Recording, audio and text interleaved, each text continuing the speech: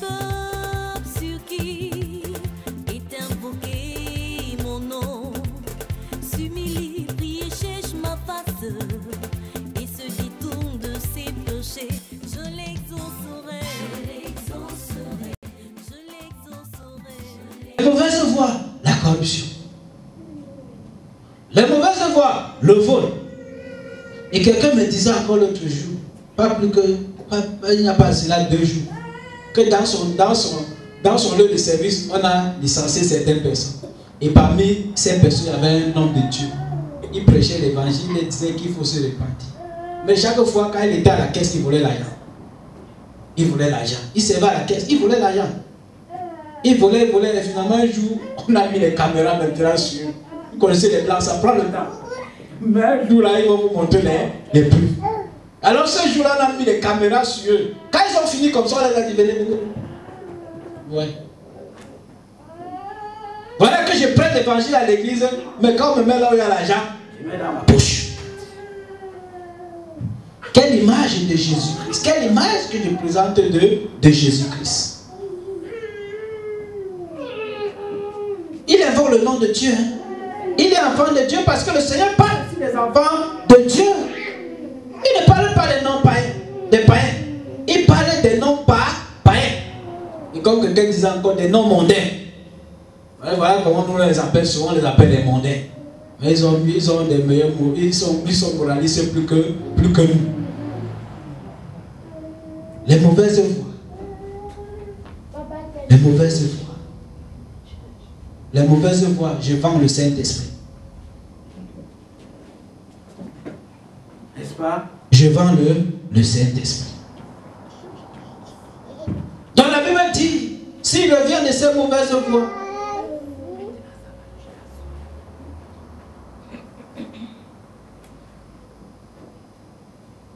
bien-aimés dans le Seigneur, nous avons tous contribué à bâtir des dieux. Aujourd'hui, on ne rend plus compte aux fidèles. Et nous sommes là, nous sommes assis, on est contents. Aujourd'hui, nous ne sommes plus comme les hommes de Béret. Que lorsque nous, l'apôtre Paul prêchait, l'apôtre par excellence, il rentrait à la maison et regardait si ce qu'on lui avait dit était vrai. Aujourd'hui, nous avons consommé l'évangile de prospérité.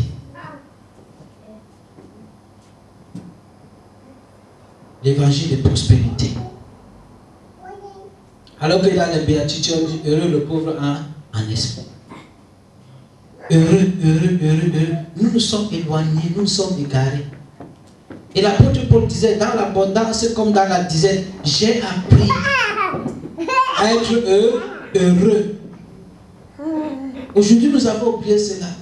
Nous pensons que si aujourd'hui nous sommes pauvres, c'est parce que c'est une malédiction.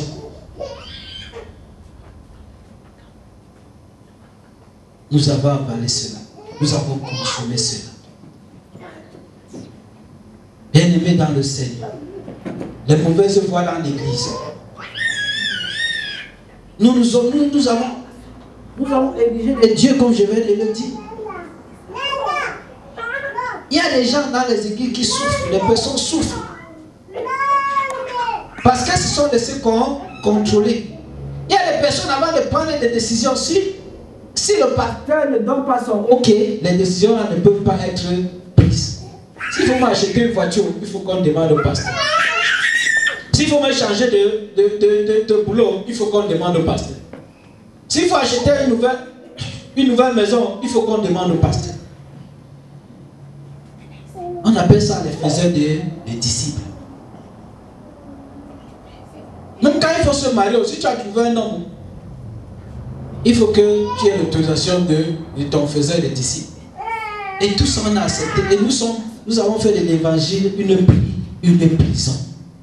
Nous avons emprisonné les gens. Aujourd'hui, quels sont les mots de l'église? Aujourd'hui, nous avons des hommes de Dieu qui divorcent. Et quand ils divorcent, ils trouvent des raisons. Et quand tu m'as parlé d'eux, ils disent que la Bible dit il ne faut pas pointer le doigt à un homme de Dieu. Malheur à toi.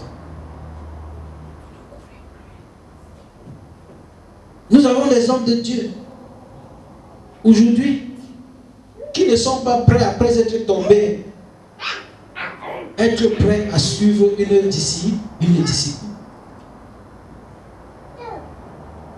Aujourd'hui, il est tombé, il a enfanté une femme. Hein? Il a accepté une femme. Et demain, on lui donne encore la parole de péché, alors qu'il doit suivre un processus pour se rétablir. Et quand il dit à l'église, aujourd'hui, nous avons mis l'accent sur l'onction, sur le don, au lieu du caractère. Et comme je le disais encore dernièrement, l'apôtre Paul, lorsqu'il nous donne les conditions pour être ancien, pour être leader, il met l'accent sur le caractère et non sur les dons. Le seul don qu'il met l'accent dessus, c'est le don d'enseigner.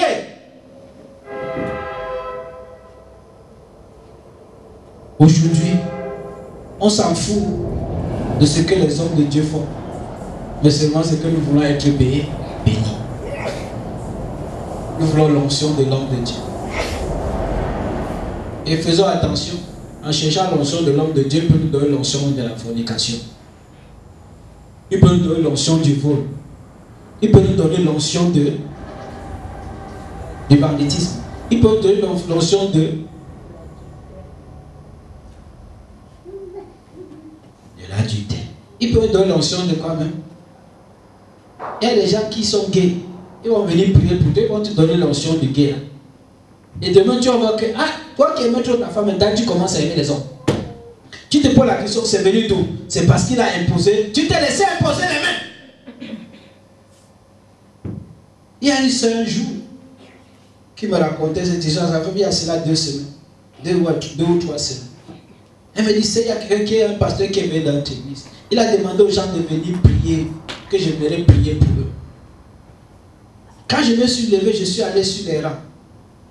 L'Esprit de Dieu m'a dit non, sors des rangs, ne te laisse pas imposer les mains. Elle est sortie, elle s'est assise.